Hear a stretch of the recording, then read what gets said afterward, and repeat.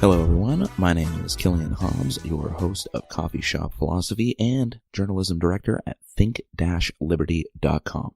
Thank you for joining me on another episode here. As always, you can follow our podcasts literally wherever you can get your podcasts. You can follow us on pretty much all forms of social media. You can watch our videos both on Facebook and through our YouTube channel. And you can also check out our website for daily articles, including hitting the little subscribe bell, and visit our shop for a bunch of cool merch that's there as well. For today's episode, I'm going to jump right into the topic here.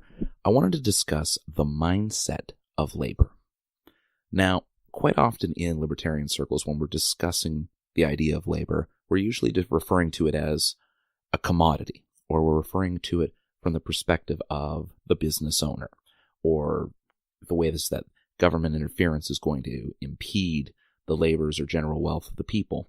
But very rarely do we get into the mindset of a person doing waged employment. We'll talk about people working for themselves and people saving up and striving to be a quote-unquote capitalist themselves. And when I say capitalist in this sense, I'm referring to a person who actually owns capital and owns a business, not just a person who believes in capitalist systems. Yet, we'd very rarely, again, discuss the mindset.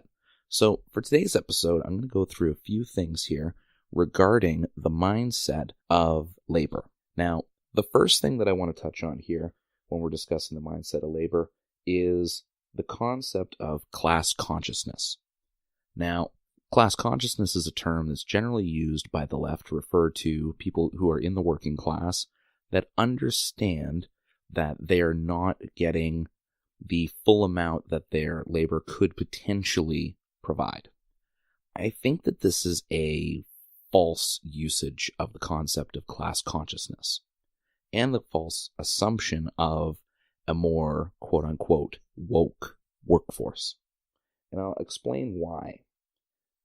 To start, actual class consciousness simply means that you understand the idea that there's different people in different stations in life. That doesn't automatically translate to wanting to overthrow the system because these different statuses exist. So, for example, I know that I don't have the kind of money that, let's say, Deadmau5 or one of them have. I know I don't have that money because I haven't done the things that they've done and I haven't accomplished the things that they've accomplished or brought the type of value to the market that results in people handing over that kind of money hand over fist. I haven't done that, so I don't have a top-end Maserati. I don't have a mansion. Acknowledging that there is a difference there does not automatically mean that we need to throw the whole system out. Simply acknowledging the existence of these different statuses in life or in the market or in the workplace does not automatically bring itself to the conclusions that we see in a lot of left-wing propaganda or a lot of leftist stances as far as capitalism is concerned. The next problem with this concept is that people assume that it automatically means that there's something negative to this very existence. What I mean here is that a lot of people who are quote-unquote class conscious will see the existence of these different classes in society, and they'll immediately assume that anyone in a class higher than them had to have done something terrible to get there, either abuse their workers or shortchange people or rip someone off. They had to have done something terrible to somehow be more successful than they are, which, put plainly, is a crock of shit. That just, there's no way to even entertain that idea. Yes, there's some people out there that made their wealth because they were more nasty individuals than they needed to be, but that doesn't mean that you can immediately collectivize everybody that's been successful by saying that they had to do something terrible. The next problem with the idea of class consciousness in this more left-wing sense is that because these people are all apparently terrible and all have done these terrible things, that they almost deserve what's coming to them from the workforce in the form of some form of revolution. Now, my take on this, and the way that I view this concept of class consciousness, is that, yes, you can acknowledge that some people have different access to things in society. There are some people that got there both through legitimate means, and there's some people that got there through more nefarious means. Acknowledging these things isn't a bad thing. The left will use this as a observation to say these people need to be taken out or controlled through the government or whatever else. And the right wing will consider the observation false in and of itself. I disagree with both of these stances. I think that it's important to acknowledge that there is a power to money. And it's important to acknowledge that people that are in a certain bracket do have more access to things in society than someone that would be in a lower bracket. There is power behind money in and of itself. So understanding that there are different statuses that people can be in, and there's different experiences in life that people that have those different starting points or at those phases of their life are going to enjoy, is an important thing to understand. My problem is that the observation might be correct, but the prescription is false. There was a piece that one of the other members here at Think Liberty here, he put out a article a little time ago where he talked about MMT. MMT, for the people that don't know, is modern monetary theory. And he put out the article basically describing that the observations are correct, but the prescriptions that are usually pushed by supporters of MMT are false, or at least immoral in some sense, or disastrous in the broader scheme of things. You can acknowledge that some things are accurate, but that doesn't automatically mean that the prescriptions of the people who have brought these observations forward are going to automatically be correct. So when it comes to class consciousness, I take the same approach. You can acknowledge the existence of different classes and the existence of these different statuses, but that doesn't mean that some of the prescriptions that are applied to this concept are automatically correct. So take, for example, the concept of employment itself. A lot of people will view this in one of two lenses. There's people that are very hard capitalists, very hard to the right, and they'll take the approach that working is a form of privilege, if you will. They'll say that, the employer is the one that has all the resources, the employer is the one that's offering the money, the employer is the one that let you become a part of their business and is giving you money in exchange for doing relatively menial tasks most cases. Because even though there's a lot of mid to high level employment out there, the bulk of jobs are menial or at least baseline forms of employment. Now, saying that it's a privilege to have a job is asinine in my sense. I cannot agree with the idea that it is a privilege to simply be employed. It might be a privilege to work with a particularly good company, or it might be a privilege to have a company take a risk on you when you don't quite have the qualifications for the position that they wanted. But on the other side of it, you have the left wing who will say that capitalists are feeding on the worker, that the person in the capitalist class that's hiring the people are immediately robbing them of quote-unquote surplus value of their labor. Now, the idea behind that is that an employer will obviously pay you less than you generate in value for the company. So, put another way, you wouldn't pay for something unless you knew you were going to get at least the same, if not more, out of what you paid for it. So, they'll say, if a worker might get paid $15-20 an hour, but what they're producing for the company is closer to $30 to $50 an hour, let's say, worth of productive value. Now, people on the right will counter that by saying that they're only able to produce that level of value because of the resources that are given to them by the company, or because of other systems that are in place that are more on the company's side than anything that the actual laborer has done. I find that both sides of this miss a very key component, and I think this is something that the people in the libertarian realm could really hone in on and really take as a proper third stance on this view of labor. My take on this, and it's been my take for every job that I've applied to, every position I've had, it's been my take every time I've interviewed for the promotions that I usually have gotten in workplaces that I've been in. The stance you need to take when it comes to labor is that you do own your labor. Your labor is your own. You're the one that generates it, and you're the person that adds that value to whichever company you do get hired for, if they agree to hire you. Now, what that means is that you are a business unto yourself. It's a trickier concept for some people, I know, but the idea is that since you are a person who is selling your labor effectively, you are going to a company and you are trying to acquire the company like a company acquires clients. The process is the same way. The company will send a sales rep over to a potential client. They'll do the pitch back and forth, and then they'll sign an agreement to do business with each other. When you are selling your labor to a business, it's the same way. You are going to the business, you are the salesman selling yourself and the idea of yourself in exchange for the money that they're going to hand you and the service that you give them. If you can reach an agreement and both of you agree to do business with each other and agree to the terms that are going to be laid out in some form of employment contract, then you are doing business with each other. It works the same way whether you're working for someone in an employer-employee relationship or if you're working in a client-business relationship. I think that if we're talking about class consciousness and the mindset of labor, that is the biggest shift that we could make in labor markets to change the way that employee-employer relationships work and to actually increase the general wealth of your average worker.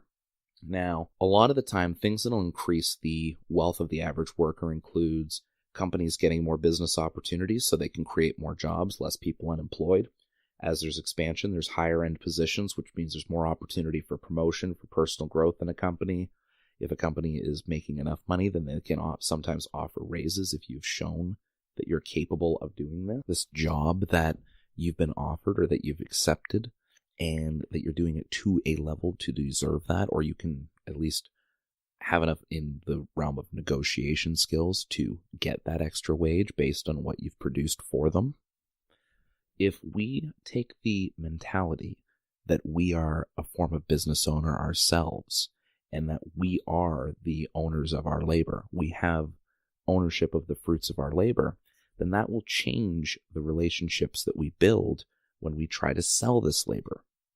It also counters a pretty popular left stance, which is that you own the fruits of your labor and that the capitalist is automatically stealing this fruit of your labor because the only way that you can make money off of your labor is to sell it to some form of capitalist. And again, that's incorrect. It's incorrect for two reasons. The first is that when you are selling your labor, whether you're selling it as a business owner yourself and you're taking a product directly to market, or whether you're selling it in the form of a wage to a business, the price is going to be based on what you can sell it for. So quite often when they mix and match the idea of you own the fruits of your labor, it's, surplus value, the atrocious labor theory of value, which I'm not going to cover here just because would be a waste of time to go through the things that are wrong with the labor theory of value.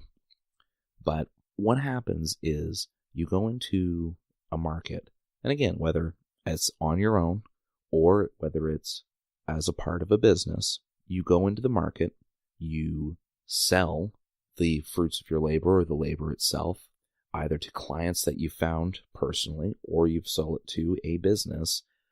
The amount of money you can make doing this is going to be based partially on regular market forces that affect the kind of money that said type of labor is worth, or at least what the product of that labor is worth, and your own marketing skills. One of the most important things that they'll teach you if you've ever gone anywhere to learn about how to be a part of an interview, how to prep your resume, and how to conduct a proper job hunt, one of the most important things that they'll ever tell you is that you need to have a marketing mindset because the product is you.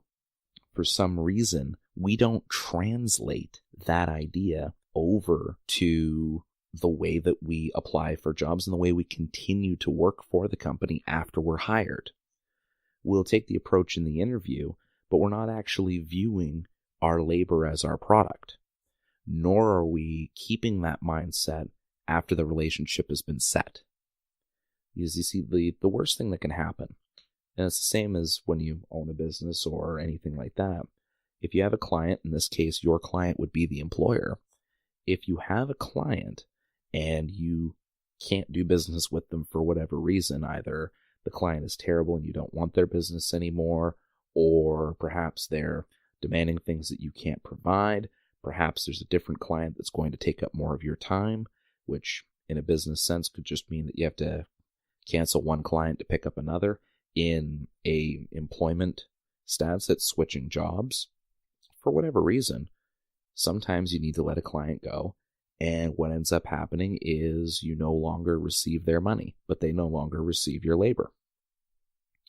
There is no difference between a business doing that with a client or you doing that with a business. That is something that we need to completely understand here when we're discussing the mindset of labor. Now, the second point that goes against the standard left stances on this is the concept of the value of your labor itself. Now, I said I'm not going to get into the labor theory of value, but there's other concepts associated to it, such as the value of the labor without the quote-unquote capitalist being involved. Now, as I mentioned just a few moments ago, the value of something when you're selling it is only worth what you can actually sell it for, which is as fundamental of a thing in every other form of market that we have, but for some reason we view it as an alien concept when we're talking about labor markets. The issue that the left has is when they're discussing labor, they don't view it in the form of a market.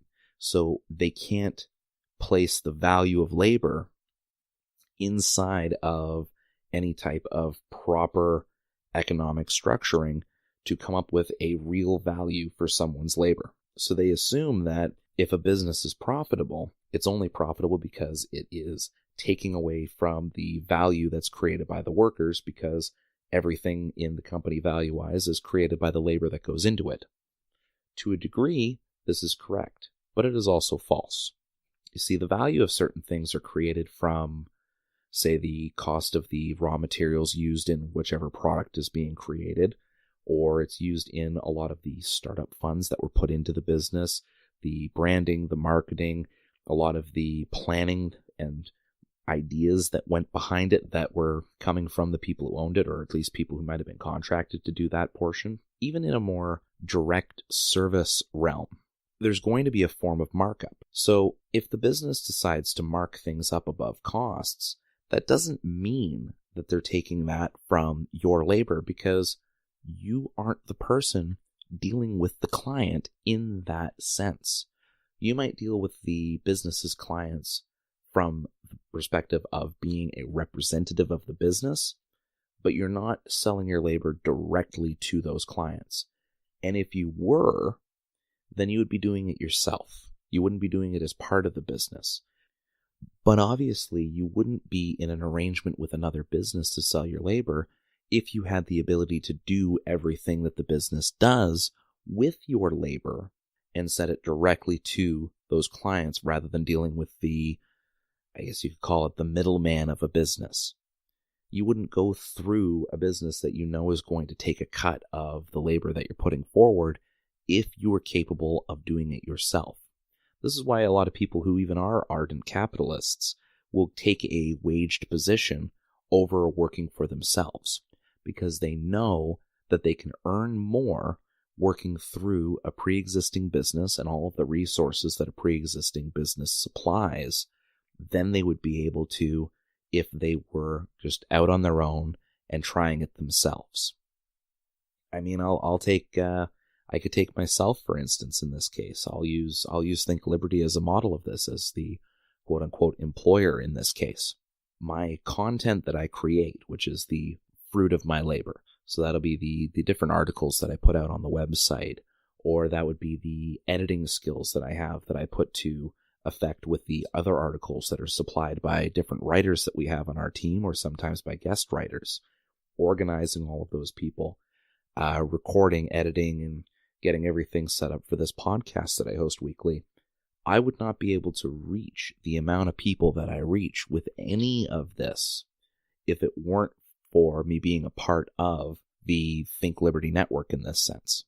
I wouldn't have the access to that kind of audience. I wouldn't have all of the other moving parts that go behind it, such as the amazing marketing that's done, such as the amazing background tech work that's done on the website. If I was trying to create a website, it wouldn't be anywhere near as good as the one we have because I lack that kind of background coding knowledge. I wouldn't be tied in with other people who are doing a bunch of great articles or doing a bunch of great videos or other podcasts like we have on the network either. I wouldn't have access to those things if I was going into the market with my skills on their own. But because I'm doing it as part of another business, then my labor has more value because it's going through the filter of this business. So I've talked about the way that the far right, I should say, views the concept of labor as a very secondary thing. I've talked about how the left views labor as a lower stature thing and how it's something that you are, if you're in a waged position, you're being robbed by the big businesses.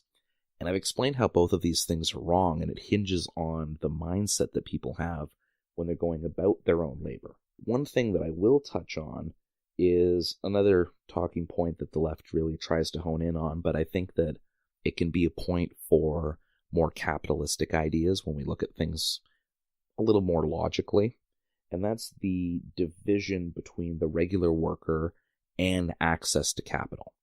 So on the further left, you'll occasionally hear the concept of seizing the means of production, or, revolution against the capitalist class or those higher statuses that have ownership of all the different capital.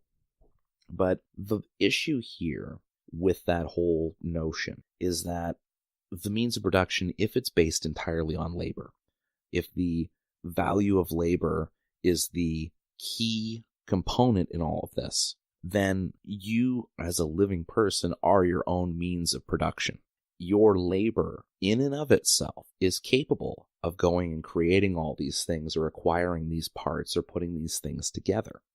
The whole reason that we have this form of employee-employer or worker-capitalist relationships that we have is because they're mutually beneficial to both parties. One person was able to go out and successfully create a business. Other people are not. It's just a fact of life that not everybody has the type of mental sense or the type of understanding of these different moving parts to be able to make a business work.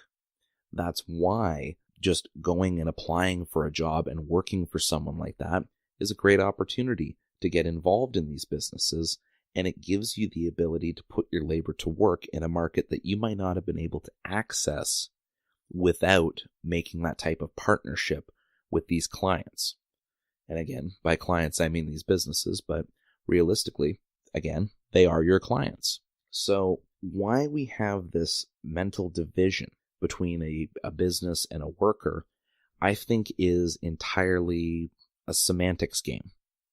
When we're talking about the mindset of labor, we need to understand that everything in business is some form of labor, whether it's purely intellectual, whether it's labor that has been transferred into currency, which is then transferred into purchasing power, which then becomes the land, the buildings behind it, the recurring monthly fees to host the websites and do all the marketing and everything else like that. But we can change the way that we relate to our own labor and the way that we see the relationships that we have in the realm of business by acknowledging the fact that everybody who's involved in business on any level, regardless of your views on classes or regardless of your views on the idea of labor or the idea of these values in and of themselves, we can change the way that these relationships work simply by acknowledging that we ourselves are business owners. We ourselves are the ones that are going out and selling the value of our labor.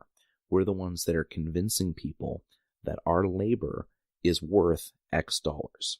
I'll touch on a recent piece of news, actually, that was a perfect example of this. Now, this didn't happen from the workers, unfortunately. It would have been better if this was something that happened strictly between the workers and the business, but it still happened, and it still happened in a good way.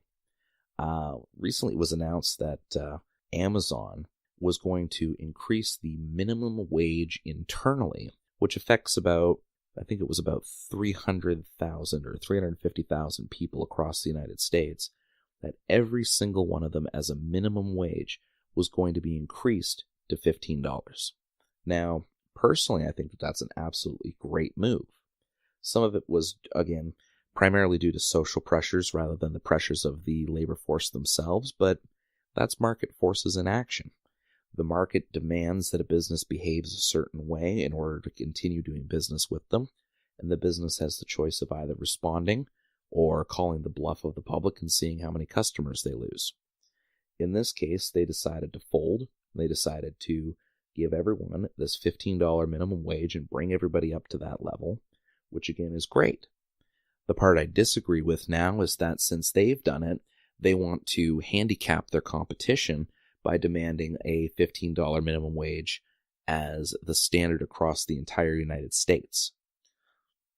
The $15 move on their own side would have been fine, because again, it came from social pressures, it came from interactions with their workers, and it was something that was done in a completely voluntary format.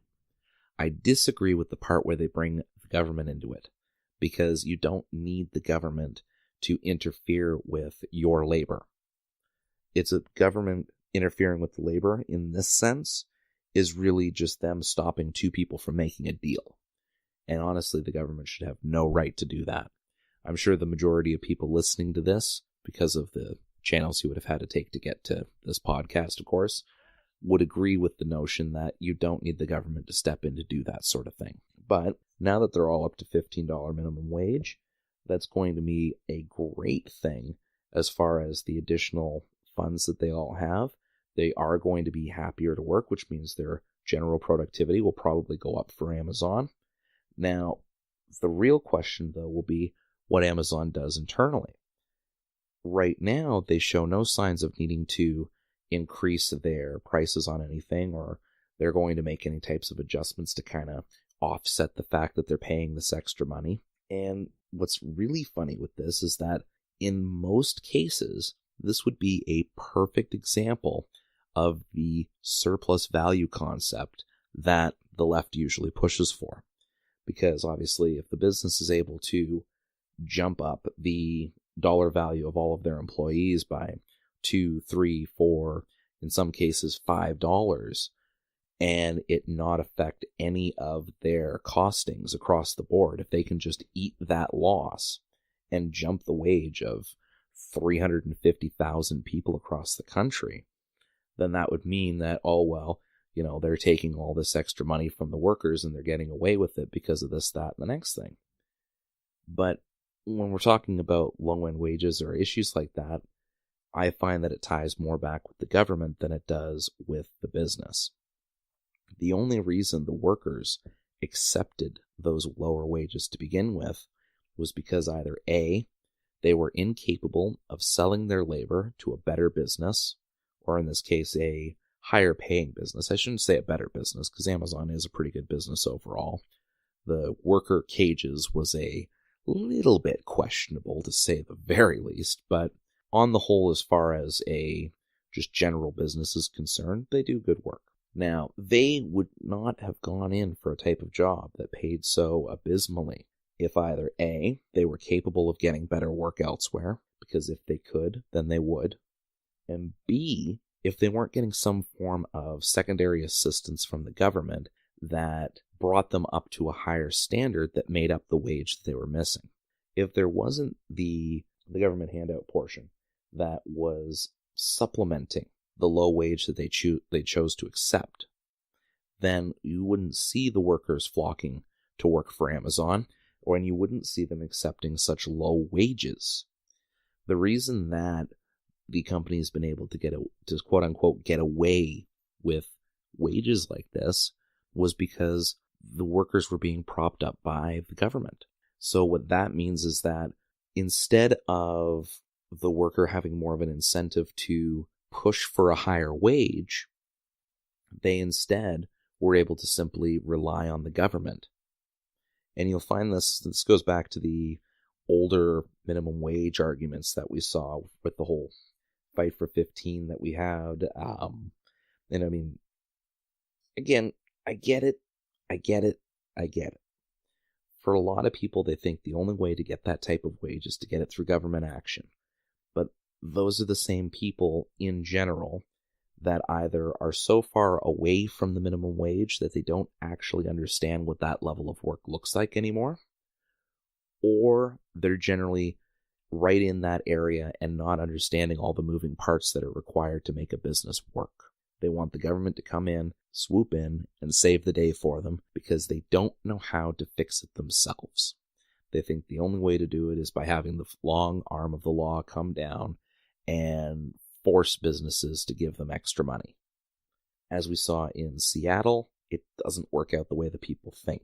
Doing it through social pressures and the businesses making a conscious choice to do that voluntarily, that makes perfect sense. And it balances everything out with the desires of the worker, the desires of customers. There's going to be a form of equilibrium that forms when the businesses and the clients and the customers and the workers are able to have these levels of input that eventually leads to a balance point between all of them. Because if no balance point is made, then eventually the business will collapse. Either the customers will stop buying because they're unsatisfied, the workers will stop working because they're not being paid enough, or the business just isn't getting enough out of it because they're charging too little and paying too much, and it's just not worth keeping the doors open. One of those things ends up happening unless some form of equilibrium is struck. And I think that the company should be praised for giving these additional wages to their employees. However, I think that the employees, in a sense, and I know I'm going to get some flack for this, I think the employees should be slightly scolded for having not banded together in some sense and pushed for this themselves. I've said this before in a different article that I worked on, that I myself am pro-union. I disagree with the government empowerment of unions, just the same as I disagree with the government empowerment of corporations. I think the government should have no place in our markets, regardless of the reason. They should just not be involved. It's not their problem. But when it comes to people banding together and forming a form of union to have that collective bargaining power, that is not a bad thing. People should be able to voluntarily associate and push to have a better standard of living and to get as much as they can out of their relationship with their client. Again, on the flip side, like a business-client relationship, I think that either one of them shouldn't have as much red tape that comes with that, with the government interference that we have when it comes to terminating that relationship. I still think they need to be terminated with some level of just cause and things like that, but that's just a good business practice, less a following of legal mandate.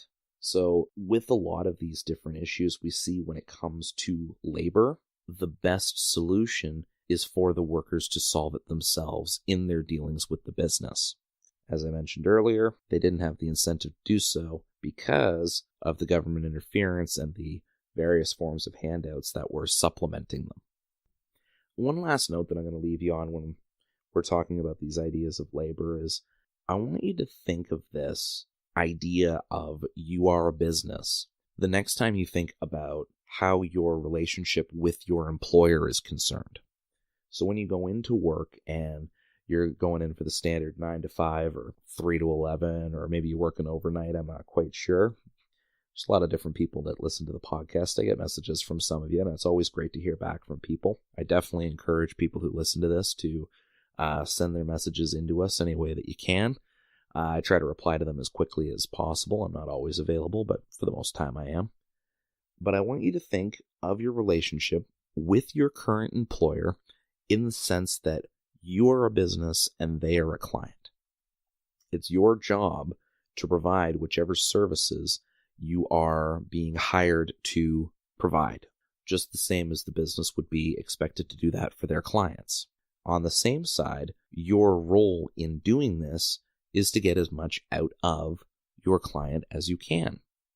That's not necessarily to say that you want to bilk them, but the whole reason that you're doing these services for a client is to have that income, to have that business, to make that profit.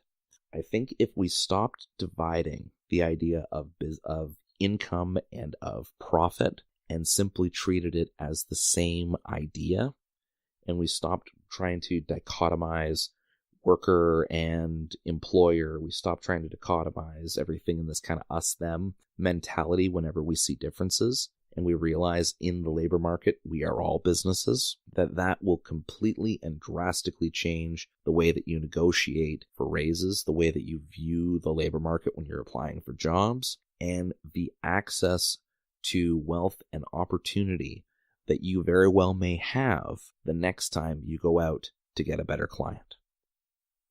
So to end everything off here, if you've enjoyed everything that you've heard so far, by all means, continue to follow us on the Think Liberty Podcast Network. I was going to say Think-Liberty, but that goes to our website, think-liberty.com, and that's where you can go to see all of our articles, as I mentioned before. Again, I've mentioned the YouTube channel, I've mentioned the shop. I've mentioned everything like this every single week. I'm pretty sure you guys don't need to hear it again, but if you did like what you heard, and you'd like to hear more of it, by all means, I'll see you next week.